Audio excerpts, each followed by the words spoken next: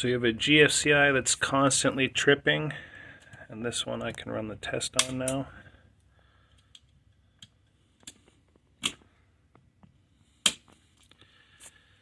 Okay, so I was using this one before, and usually every time I do something with a GFCI, I have one that's bad, and I thought that was this one. So what it was doing before was it was green, and then when I would turn the lights on, it would flash red and green. And I was thinking I might have overloaded it because it has 14 outlets, including the 2 switches, or 14 accessories, including this GFCI and the 2 light switches. So I have the GFCI, I have the 2 light switches. One is going to be for a fan, which is that box up there. This one on the wall, and then 2 more on the wall, and then one above kind of for a garage door opener, which you gotta have.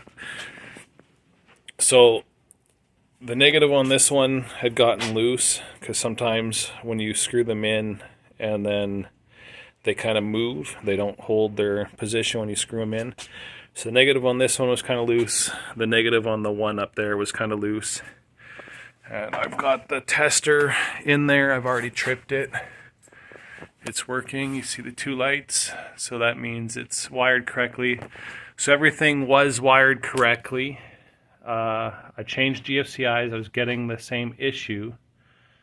So the plugins were fine on the other GFCI, but whenever I'd flip the lights, then I had the problem. So first thing I did was undo all the lights. Everything was wired correctly. Nothing came loose. So this was the last thing I did. So I opened up all the plugins, corrected them all. This one was hanging. I had no problem. The GFCI was green. And then I decided, okay, well, I'm going to screw everything in, which I still haven't done. So all the plugins are out, the 4 of them. So you see the metal covering? So what was happening is the metal covering was pinching the wire, and then when I would push the plug-in up, the wire would rub the metal covering and then trip the GFCI. So you have it hanging, it works fine, you go to plug it in and then screw it in, and then you have the issue of it tripping the GFCI. So I have white electrical tape and black electrical tape, and I pulled the insulation or whatever, the protector over the wire. I pulled it back in 2 little rings. I covered the bit that was worn with insulation.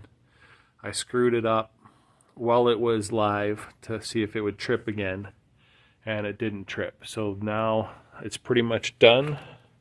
These are going to get screwed in. I don't recommend you do it live, but you got to do what you got to do. So all 3 of these are going to get screwed in, and the GFCI is going to get screwed in. But for one that was constantly tripping and you couldn't push the button in or the test before, they would not let you. But if I had just did one thing on that one, so if I just had the lights hooked up, and I only had one light hooked up, so it was showing green, but then I would try to do the test and it wouldn't let me test it. So that makes me think that this GFCI was also faulty, because it had power to it. Even if there was nothing connected to it, I should be able to test it and it should blow the circuit.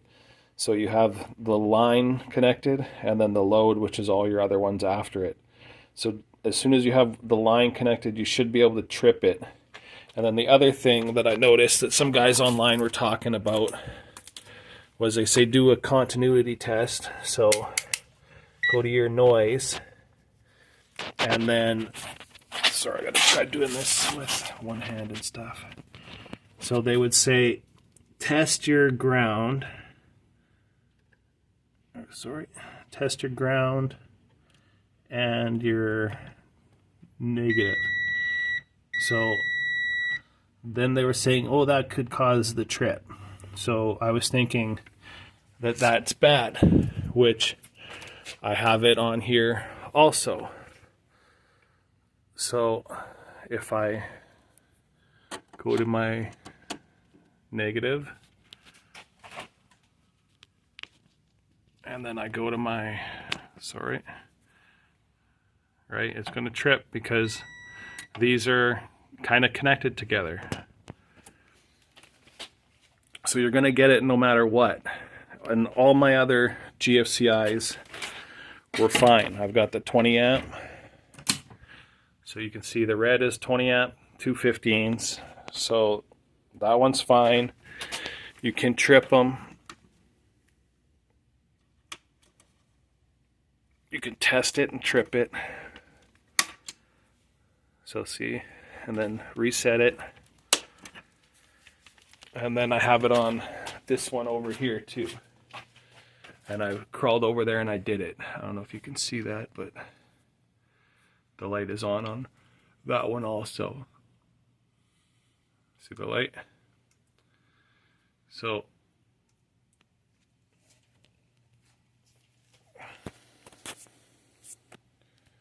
sorry. So yeah, if you have the issue, open every socket and then check your grounds for sure, because they're GFCIs. It's ground fault circuit interrupter. So it's more about the grounding on these. But if you do have the negative and the positive, something's off with them, they will trip. But the thing that was throwing me off was as soon as I would flip the light switch on before, I would get the red and green flashing on that light, which I can do the light switch now. It's still green.